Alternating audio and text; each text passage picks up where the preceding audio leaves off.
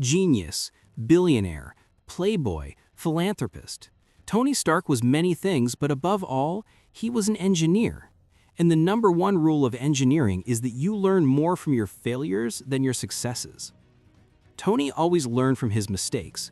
It's a trait that truly set him apart in the superhero world. But to understand the genius of his final suit, you have to understand the trauma that built it. We're going to break down the most pivotal upgrades to the Iron Man armor, which eventually led to the takedown of Thanos and his forces. So buckle up and let's dive into the evolution of Iron Man. Let's start with the suit that made him a legend, the Mark III. It was the first to feature the iconic red and gold color scheme, but more importantly, it was made of a gold titanium alloy, the same kind used on satellites, which allowed it to fly at extreme altitudes without failing. But why was this material so crucial? Because his first attempt at high-altitude flight almost killed him.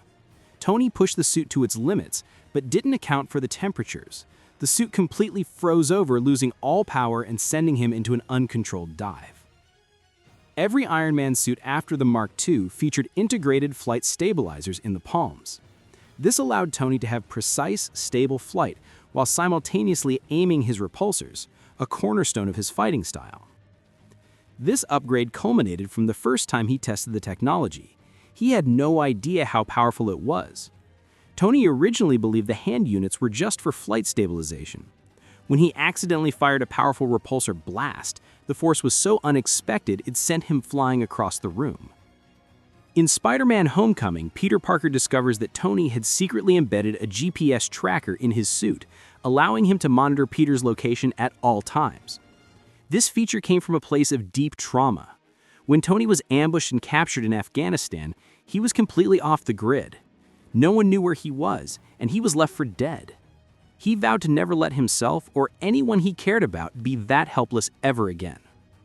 Next, let's look at the Mark VII armor. During the Battle of New York, Loki throws Tony out of a skyscraper window. But with a flick of his wrist, he activates a bracelet that guides the Mark VII to him, assembling around him in midair. This is because in his last major battle, his armor was anything but portable.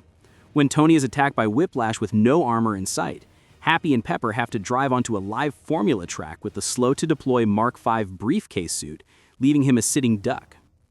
In Iron Man 3, Tony pilots his Mark 42 suit completely remotely, allowing the armor to fight battles while he remains safely in his workshop.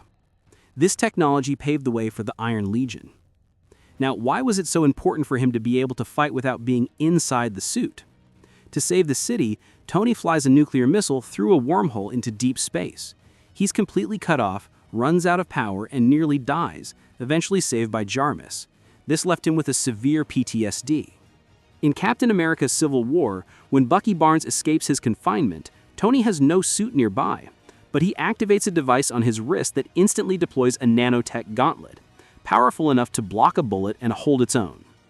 This was because of what happened with Killian.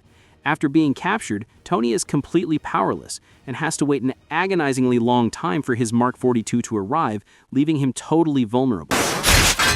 Told you. In Endgame, Pepper Potts arrives in the Mark 49 rescue armor, a suit designed specifically for her, allowing her to fight competently alongside Tony. Why the custom suit for Pepper? Because the first time he put her in armor, it was one of the most terrifying moments of her life. Tony deploys the clunky, untested Mark 42 onto Pepper to save her, a violent experience that traumatized her. In Infinity War, Tony's Mark 50 nanotech suit deploys massive thrusters, allowing him to accelerate and catch up to an alien spaceship leaving the Earth's atmosphere. He needed this upgrade because his previous suit simply wasn't fast enough.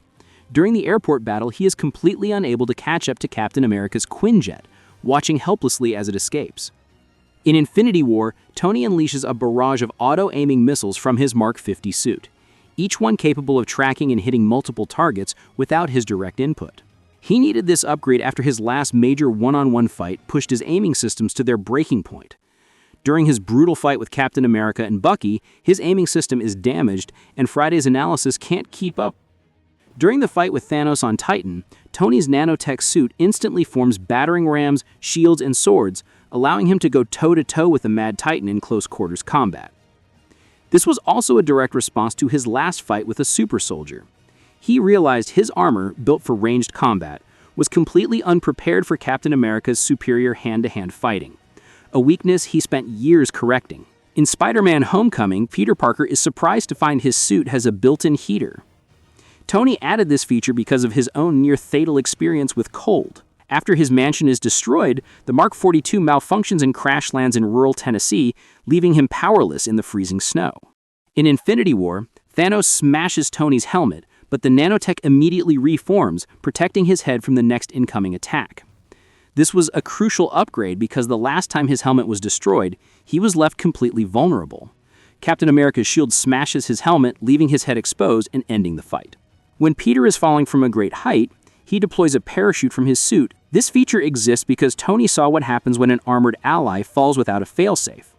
When Vision accidentally blasts War Machine out of the sky, Rhodey's suit has no parachute, and he plummets to the ground, suffering catastrophic injuries.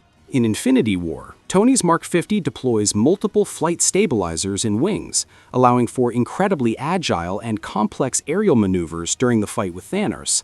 He knew he needed this level of control from a past failure. His reflexes are too slow, and his flight path is clumsy, forcing him to use both hands and legs just to stay stable in the chaotic fight. In Endgame, Tony's Mark 85 is equipped with a lightning refocuser. When Thor hits him with a massive bolt of lightning, the suit absorbs the energy and converts it into a devastating counterattack against Thanos. This was a direct nod to the first time it happened. He was completely unprepared when Thor hits him with lightning, which supercharges his suit to over 400%, but Tony is stunned, admitting he has no idea how to channel or use that much raw energy. In Endgame, Tony's Mark 85 nanotech suit forms a new gauntlet, seamlessly stealing the Infinity Stones from Thanos, and because of this he was able to perform the snap that ended Thanos and his forces. It was a direct counter he came up with when they previously faced Thanos. It ended in a catastrophic failure. When inside the Titan, their plan was to physically pry the gauntlet from Thanos' hand, but they failed, learning that brute force was not the answer. From an icing problem to a fight with a god, every single one of Tony's mistakes became a blueprint for his next success. His journey wasn't just about building better suits, it was about confronting his own trauma and limitations and engineering solutions to protect the world.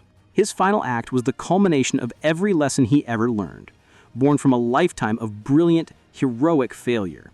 Because Tony Stark always learns from his mistakes.